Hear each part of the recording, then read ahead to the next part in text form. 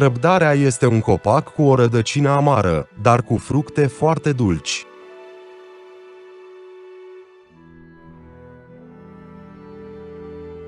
Omul este dușmanul a ceea ce nu cunoaște.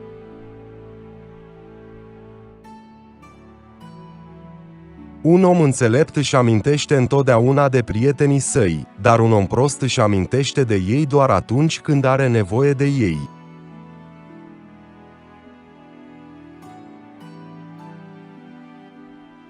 Fii prieten cu tine însuți și vei fi prieten cu ceilalți.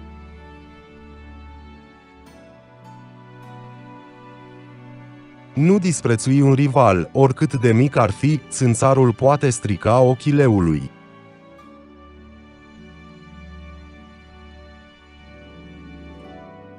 A nega greșelile este o dublă greșeală.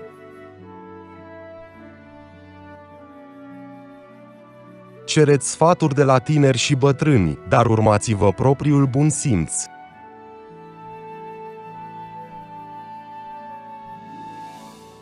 O femeie fără rușine este ca o mâncare fără sare.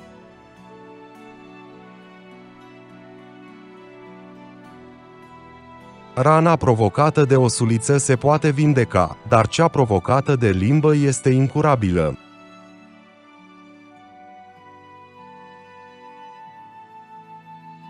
Mânia prostului este în cuvintele sale, cea a celui inteligent în faptele sale.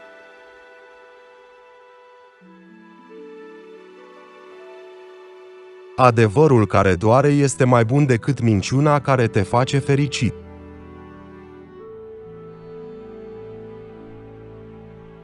Armata de oi condusă de un leu va învinge armata leului condusă de o aie.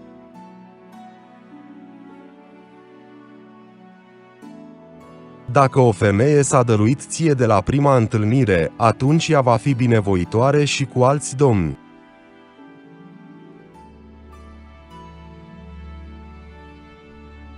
Zâmbetul este limbajul oamenilor inteligenți.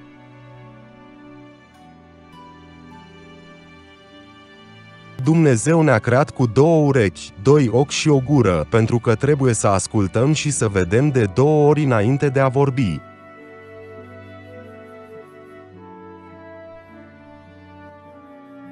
Nu ești ceea ce realizezi, ești ceea ce depășești.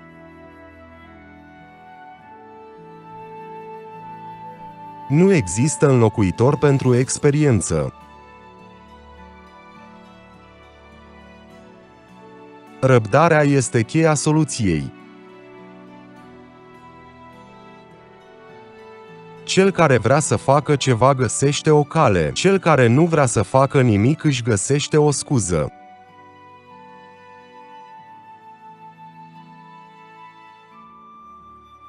O inimă liniștită este mai bună decât un sac plin de aur.